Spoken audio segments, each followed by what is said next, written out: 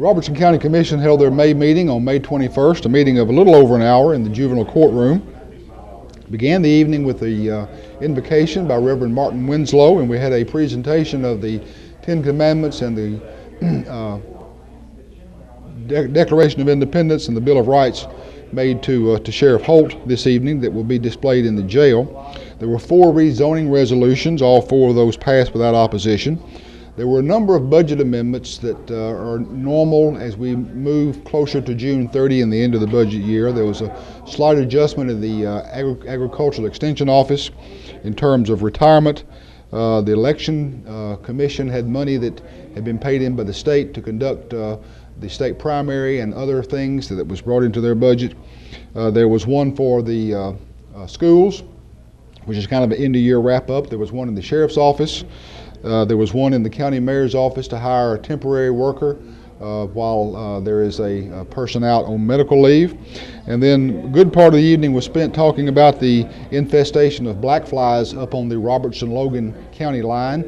And the commission did approve up to $8,000 so that Robertson and Logan counties might jointly treat Red River where they come together along the state lines. It has been an interesting odyssey dealing with not just 2 counties but 2 states in terms of their departments of agriculture and their departments of environment. But we hope we have found a solution in terms of this particular larvicide, which is not a chemical, which can treat the river. They have had some good results of that a few days ago on the Logan County side, so we're hoping to treat the Robertson County side any time now, just as soon as we get the green light from them. There was also a waste and litter removal contract approved, and then there was a lease on the old alternative school building. The alternative school moved out last year from the 7th Avenue location, and that building had been sitting empty since then. We had a magnificent offer made to us by the Tennessee Technology Center to convert the building into classroom space for LPN courses, for CRN courses, for cosmetology, for welding, for a number of classes like that, at no cost to the county. If the county would enter into a 3-year lease. So we were very happy to do that, and that was unanimously approved.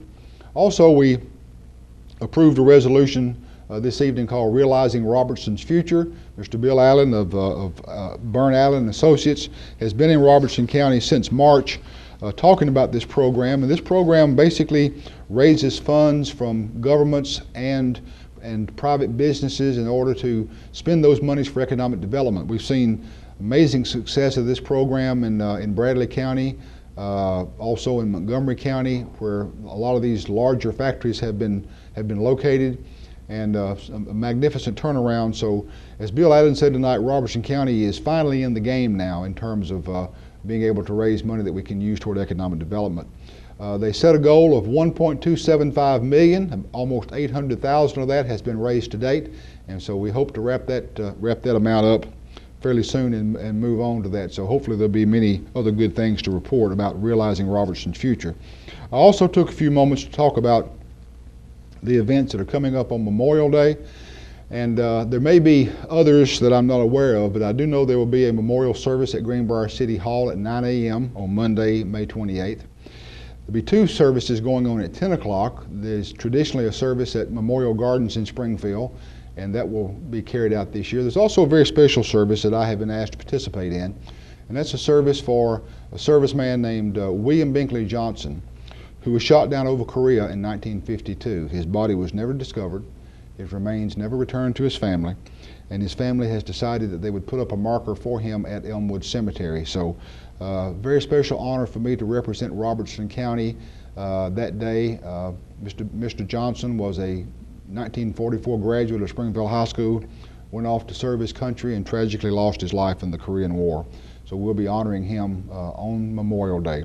Also that day, the Branchville Revitalization Program will be having an all-day rally from 11 until sometime in the afternoon. And then in White House at the Civic Center, there's also a Memorial Day service where Senator Kerry Roberts will be giving the keynote address there. So I'd also like to take this opportunity to congratulate our recent high school graduates. This past weekend I had the opportunity to attend 4 graduation ceremonies, and I think Greenbrier will be graduating on Tuesday. So once again, congratulations to all the graduates of the Robertson County High Schools in 2012. We appreciate you taking time to join the Robertson County Commission for their May meeting, and we look forward to seeing you back in June.